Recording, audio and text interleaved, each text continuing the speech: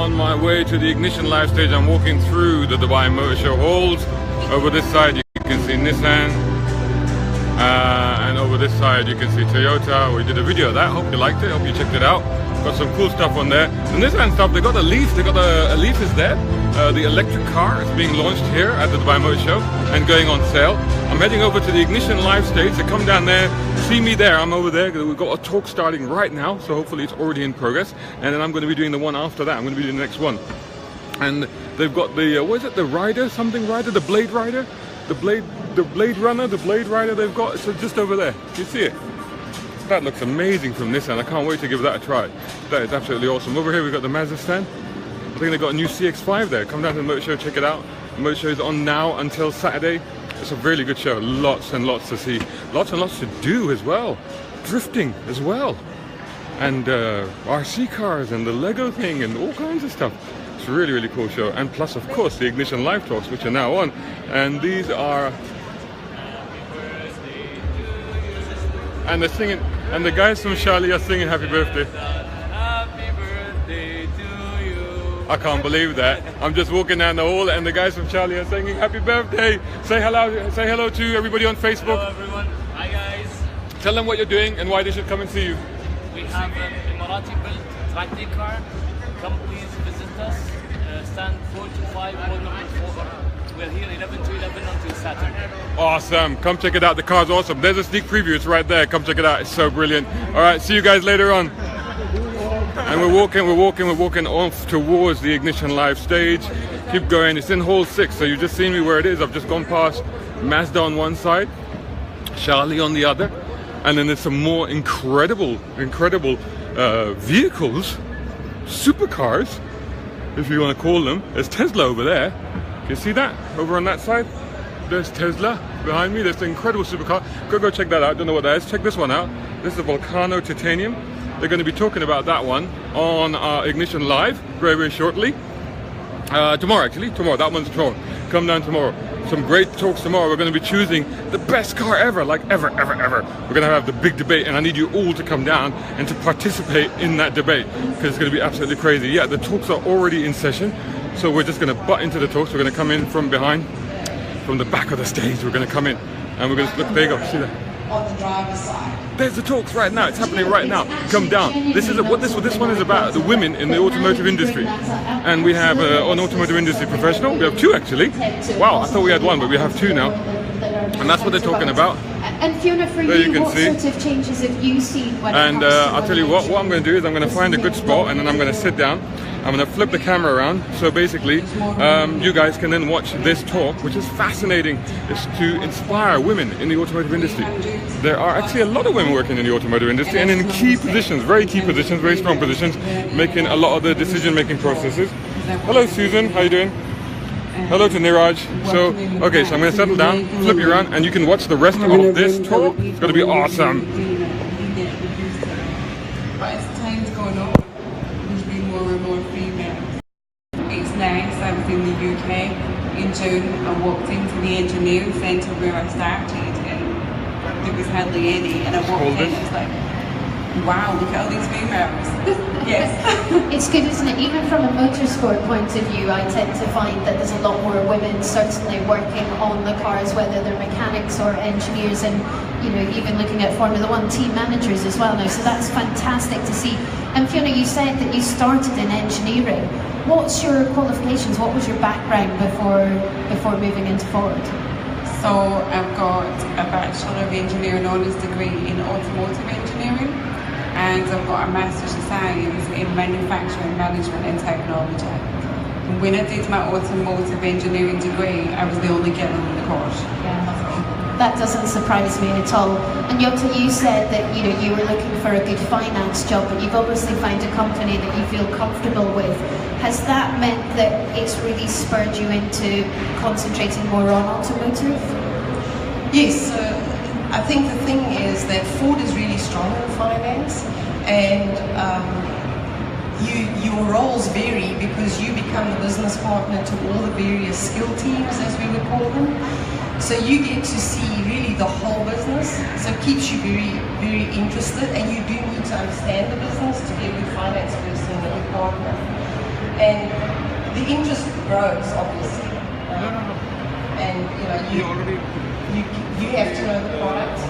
One of the roles or one of the areas that we cover is our vehicles and pricing of our vehicles, so we've got to understand our competition, what they are doing.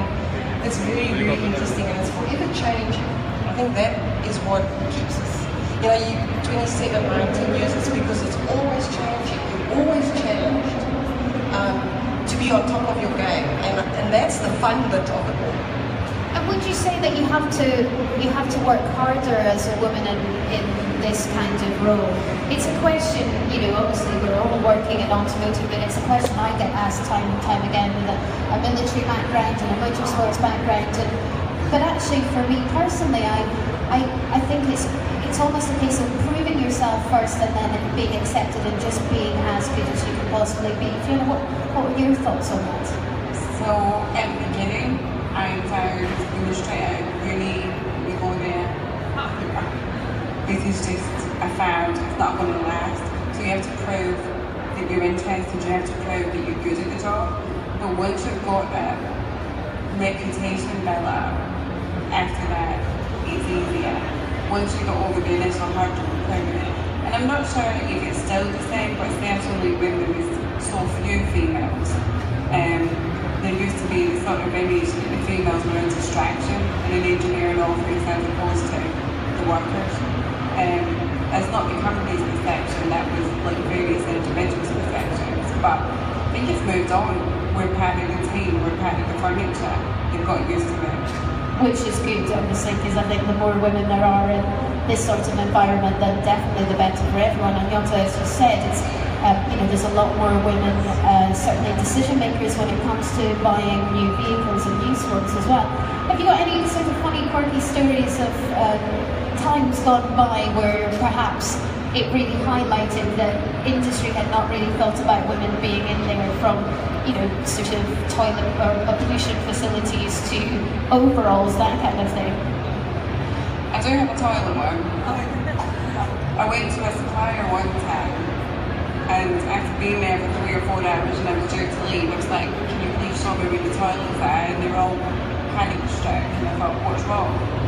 In the building and everything, there was no female toilets, there was only male toilets, but they were all panic struck, and it's like, oh, okay. Oh, see.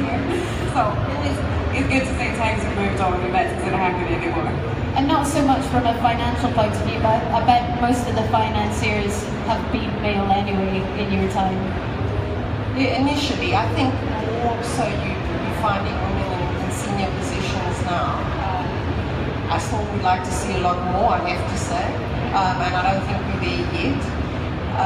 But in the financial area, in the senior positions, if you dealt with anyone, you often be the only person in the boardroom. And I'm happy to say here in Middle Eastern Africa, that's not so anymore. We certainly are a lot more women when we have boardroom meetings these days, 4 or 5 of us in fact, and that's really great to see. It's also, it provides that role model for the other young women, and it allows us to attract really the girls that are at the top of their game to come into the company because they see the opportunity. Yeah, and we will touch on some of those roles. What I would say is that I've been to the Ford Middle East office and I was very impressed because and quite often you would think that it would be a woman that you would see when you walk in and greet the receptionist, but it is a gentleman that's specifically that women are now coming into, that you're being able to give them a guiding hand. Well, I mean, in South Africa, for instance, in our plant, our assistant plant manager is female. She's fulfilling that role. Fiona's in the plant doing quality. So, all the younger women are just able to see that and see that that's an opportunity. When I started with Ford, they wouldn't even consider the finance controller for manufacturing to be female, who had no manufacturing role or had to have an engineering degree at the time, because it was considered a little too rough for a female to be manufacturing finance controller job. What do you think that they perceive to be rough in? Well, you know, I suppose I have no idea actually, to be frank. Maybe just stuck in their ways. I think they're just worried that their ears might be offended by the language video. Probably. Well, you know, I'll tell you this, you know, how things have changed. My first role at Ford, I was in internal control, and I had to go down to the engine plant in Port Elizabeth to do an audit, and of course do a walk around in the engine plant. And as I walked in, all of the workers put their tools down and started whistling. Oh no! So that's my story. I don't have a toilet story. That's my story, and I remember, you know, that I did feel the heat in my face. Yeah. Today it would be totally not tolerated, but I had to grin and bear it and carry on walking as if nothing had happened, right? Fiona, have you found over the years that you've been with Ford that there have been girls come up to you and ask how you got to the position that you're in now? There has been, and at the moment I've got a young mentee in South Africa, a young girl who is an engineer. So she plucked up the courage and came and asked me to be her mentor. So we've done 3 or 4 sessions together. And when we've been talking and I've been listening to her concerns, I laughed, not at her, but in the situation, because it's like going down memory lane. So I've actually told her some stories of my experiences. It's just kind of been like mouth open watching, but also thinking, wow, even you had those worries. In her case, she has a low confidence level and she feels like she's being judged by the men. But she looks at me now and sees me as a confident woman doing the job I'm doing. So to tell her I was like that, kind of, she couldn't believe it. And it's like seeing you grow. You build up your confidence. You do these different things. You build up your confidence and you grow. It's just like, you were really like that. I mean, Yeah, I can absolutely relate. So that's an important point to touch on with women in the workplace. And I think it's not even just unique to motor manufacturers, but I think the confidence thing is the big thing. And when they see us in these roles and confident today, and we relate our stories of things that happen and how confident we are, and then even sometimes, even today, it can get under your skin a little, they realize that they can overcome that, and how they can overcome that. So paying forward your experience to them and mentoring other women is something really important that we do. Yeah, I think you're absolutely right. I think most women that work, and in fact looking out there, we're almost a split equally of men and women, but certainly there is that confidence issue, isn't there? Sort of thinking, are you going to be judged? What are people going to think of you? And I suppose to a certain extent, you know, you work really hard.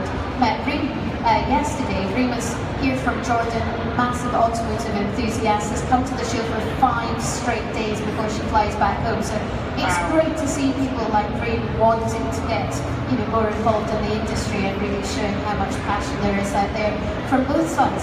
Also, a couple of weeks ago, came down to your event at Port Rashid.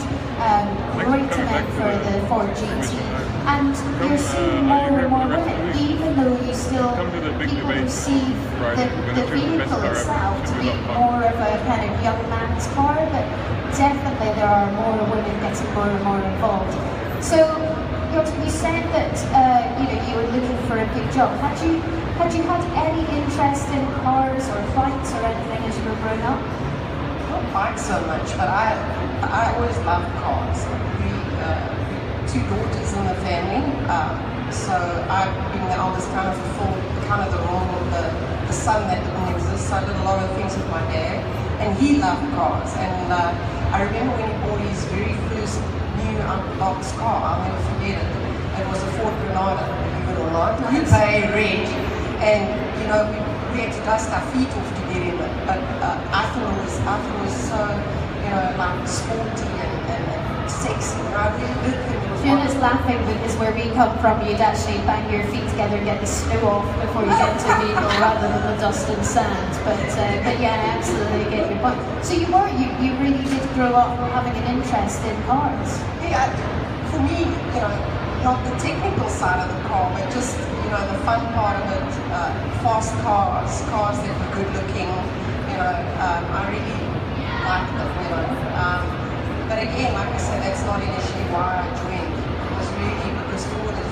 strong in finance. And yourself, because automotive engineering, you have to have an interest, don't you, before you go to study automotive engineering? Well, I didn't consider being a lawyer or an accountant. Then I decided to go for engineering. No difference, But no, my family had a business reconditioning engines, so we used to remanufacture like reconditioning engines.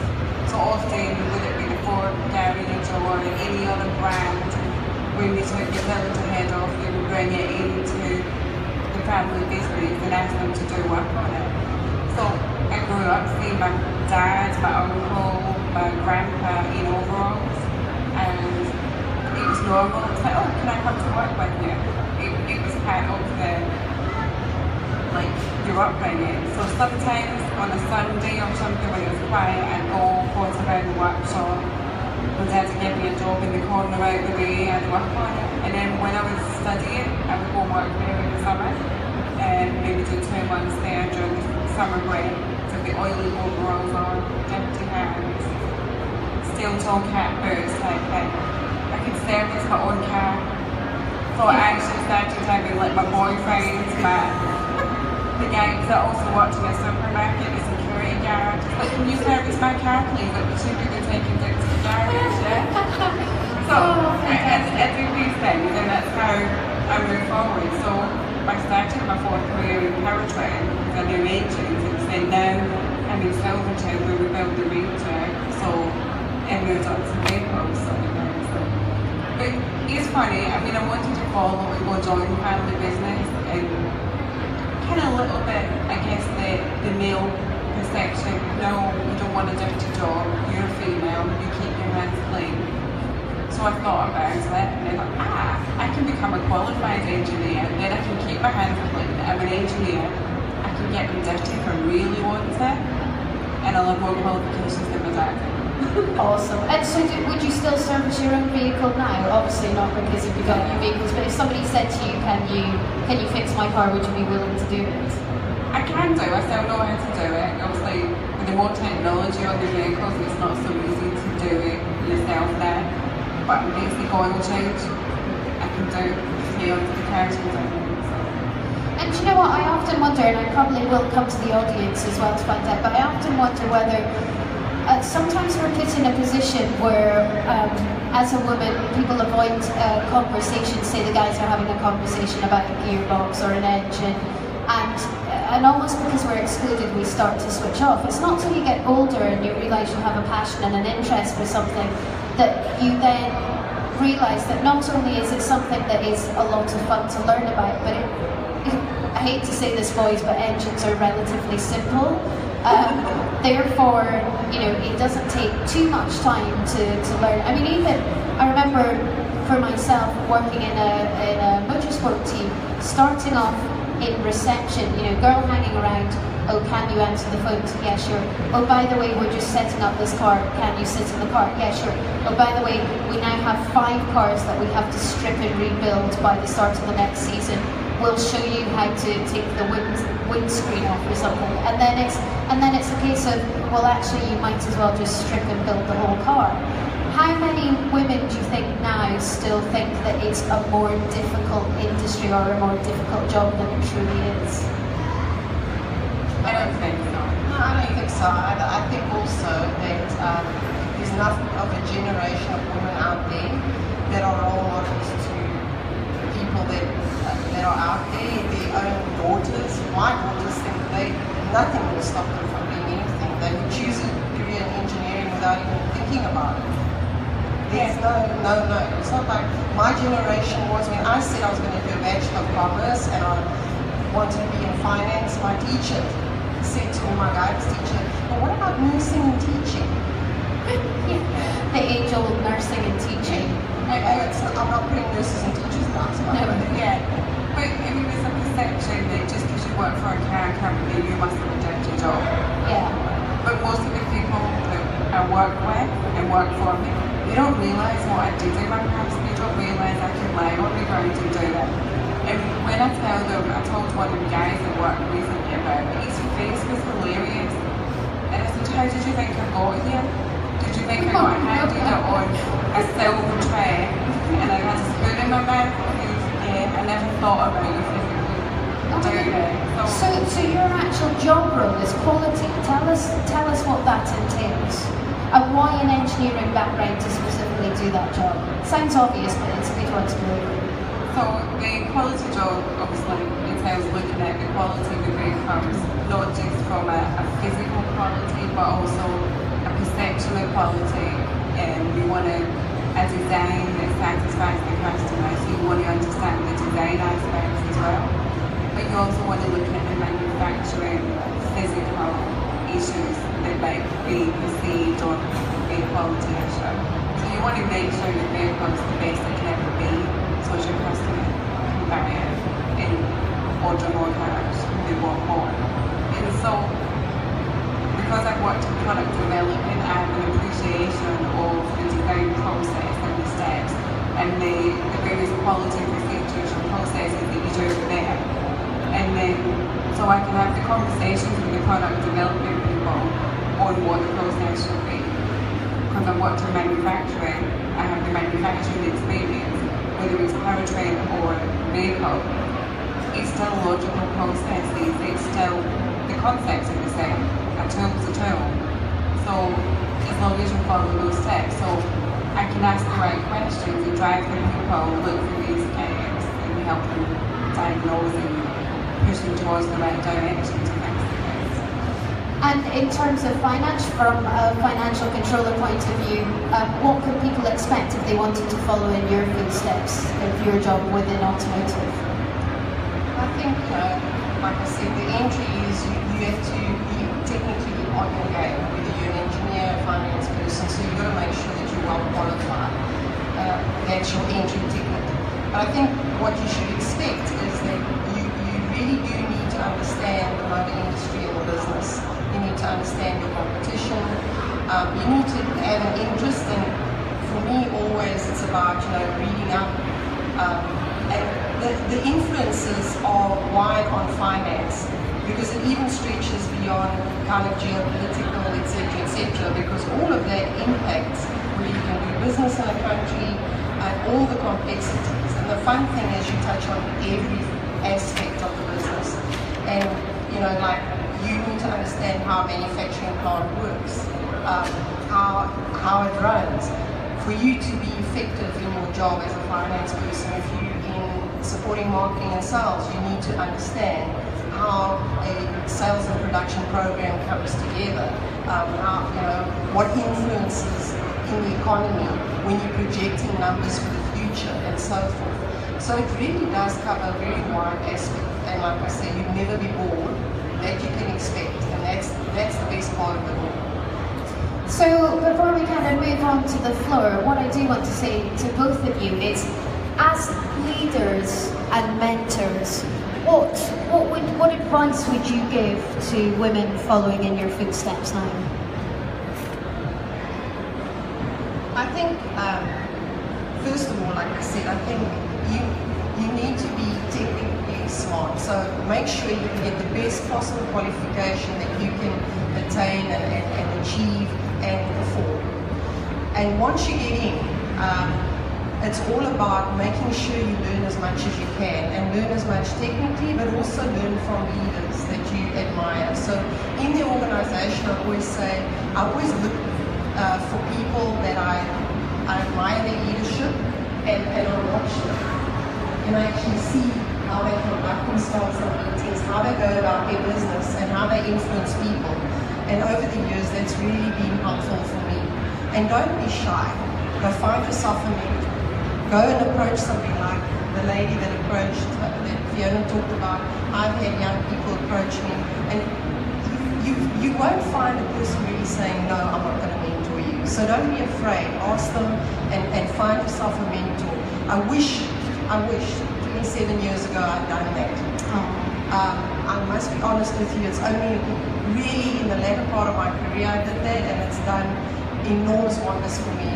I would have navigated the system a lot easier had I done that earlier in my career. Yeah, absolutely. And yourself, Fiona? So my advice is pretty similar, but one thing I'd say, not just to the girls, but especially to the girls that are lacking confidence, is make sure they understand not just their roles and responsibility, but any procedures or official processes related to their job. And if they know them, because it's a piece of paper, read it, know it, understand it, that will give them more confidence because they know what to do, they know what the next step is to do. And that will help build their confident foundation by doing that. And that's how I did it. And then, based on that, go and ask questions and drive it. And don't assume all the men are judging you. Because if you do that, you're going to eat yourself up worrying about what they're thinking. Just make sure you know the procedures and processes around your job, so as you know what the world, the men around you are expecting from you, and go deliver. And that makes a big difference. If you don't read that and you're winging it, that's when you're going to get the feedback. Yeah. So you have to be reliable. And the biggest thing I'd say, especially to females, is don't be flaky. Do not show mood swings in front of the men. Don't be bursting in his ears, don't be throwing a tantrum, don't be shouting, if you keep a constant calm personality, you can have a laugh, whatever, take your emotions up to set, because that impacts the relationship you've got with the men at work, because sometimes we think, I was going to say, do you think that's what men expect us to be bursting into tears of something that doesn't go right? Certainly when I was there, they were always worried they might say something to offend you, and it's like, okay, what would you say to him? Why are you treating me differently? Yeah. Well, it's just equal. I mean, most companies have got dignity and diversity at work policies or something really quickly to make sure people get treated respectfully and equally. You shouldn't be disrespected, and you won't be disrespected. Most people's feelings is perception, and it didn't really happen. They just assumed it happened. Yeah. So just blank out what people are doing and think about yourself. Listen, that's absolutely great advice. I need to ask you before we move to the floor, what's your ambitions for the future? Because I wonder whether we're going to see either of you as the absolute top head honcho at Ford at any time in the future. So what's your greatest ambition in career-wise? Well, for me, I'd like to go back to South Africa at some stage and be the CFO. That's what I want to be. Yes. Okay, so we'll be interviewing you again in the future when you're CFO. I'll gladly do that. Fantastic. And yourself, Fiona? Yes, no, I'm quite like you being able to help me to relate in that. I want to make sure I keep moving my career forward in an engineering technical role, but being able to help more females around me. It's actually quite rewarding watching them grow. It's really rewarding watching it. Absolutely going forward.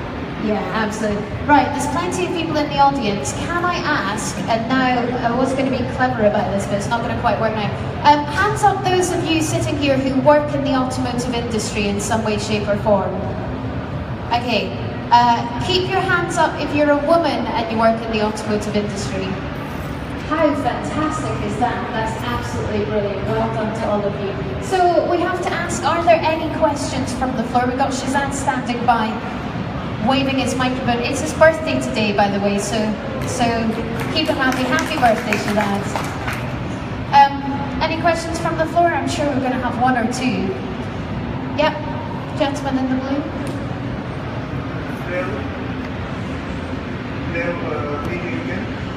I wanted to ask each of you individually, did you by any chance, besides mentors, also have a role model early on in your career?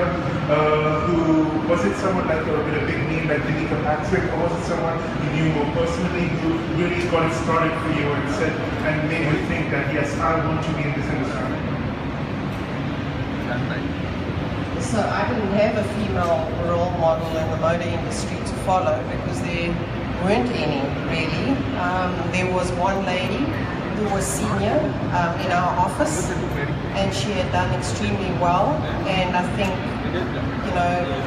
in fact she was a role model not just for females but for males too. I look around the audience and I see some of them. And I looked to her, and she never got to be the CFO, although we all thought she should have been. And it's kind of like, we looked at her. She had a very unique leadership style, which wouldn't work today, because that was how things were for females, I think, then. But she had an incredible work ethic. And I realized that you've got to have the work ethic at least. And I think in terms of role models, really, the first person that maybe anyone would recognize the name of was the CFO, and he later became the CFO of Asia Pacific in Ford. He was my role model because he had incredible leadership style. Incredible leadership style. Yeah, in my case, one of my role models when I was younger was my actual grandpa, because he's the one that set up the family businesses, and it was predominantly because of his work ethic and his drive, and that's why I got into the industry. So at a personal level, it was that, and then once I went to work, as you get to see the different people, whether it's your direct manager or if you're above, I find just watching them, and then you pick out the things you like about the different people. It might not be one person, you think I like that about this person, I like that, and you can piece together your own, call it your own brand image, yeah, and you think that was how I want to be remembered. I like this. And I work on the logic, and I say to the people that I mentor, how do you want to be remembered? And if you think about it, as you look around the people you know, watch their leadership styles, what do you like about those people? And it might not be one complete person, it might be a portion. Write it down and think, that's how I want to be remembered. And that's what the mentees that I'm mentoring, I ask them all to do, and I ask them to do that in the first session, so when they come back to me for the second session, they can tell me what it is and why they feel that way. Do you know, it's funny actually that you asked that question, because Danica Patrick, it's a name that comes up within our industry a lot, but funnily enough, people like Danica Patrick, who's an American race car driver, and Liz Halliday, who's another American race car driver. Then we've got Susie Stoddart, now Susie Wolf, who was in Formula One. But I think it's almost that these names are names because they have short-term careers within the industry, really, because of what they're doing, because that's motor racing. So their motor racing careers, especially in single-seaters, are going to be over by the time they're 25 if they've not already made it. But I think there are actually lots of women in industries. In fact, last week my husband and I were speaking about the head of Lockheed Martin, who is a woman, and she's the fourth most influential and powerful business person in the world. So I think sometimes, unless you're kind of forced into the public eye, maybe people don't quite realise how many women are in very influential positions within industries. What's the highest female position you know of within Ford itself? You're going to have to be thinking about that one for a while.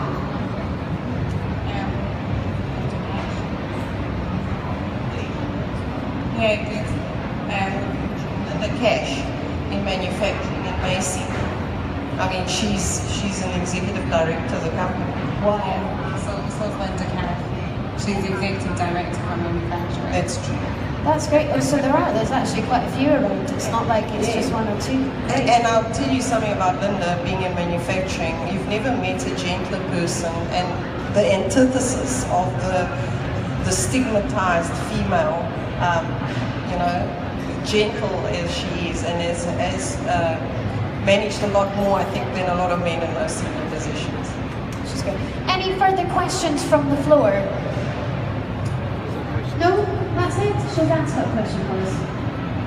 I wanted to ask if you think at some point, maybe now, maybe in the future, we will see a female equivalent of an Enzo Ferrari or a Colin Chapman or even a Sachiro Honda, people that sort of created something out of nothing and then took it forward themselves within the automotive industry. Because we don't have anyone like that really from, with a female really.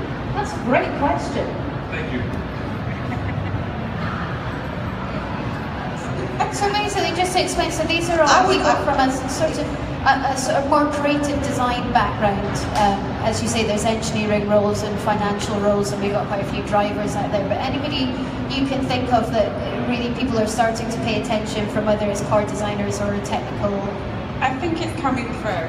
So, for example, in June next year, I was in the UK because I was recognised by Autocar magazine as one of the top 100 British women in the auto industry. And when I was at that event, there was lots of females there, at least 100, and some of them came up on stage and presented what they were doing, whether it was a new technology, working in, say, Land Rover or something, and just listening to the passion and the work they were working on in the new designs and technology. They're coming up. They're going to be there in the future. Well, listen, ladies, it's been absolutely fantastic having you here. I know you're going to be around at least for the rest of today. Enjoy the motor show. There's plenty to see and do. So congratulations and well done, and a big thank you to both of you.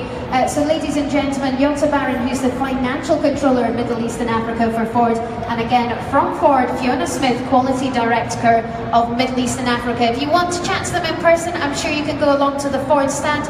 Keep up to date with everything that's going on here at the Motor Show by checking out all the social media pages, and of course don't forget to join us, in fact not very long, join us in about 15 minutes time when the next Ignition Live will be hosted by none other than Shazan Sheikh. Ladies and gentlemen, thank you very much.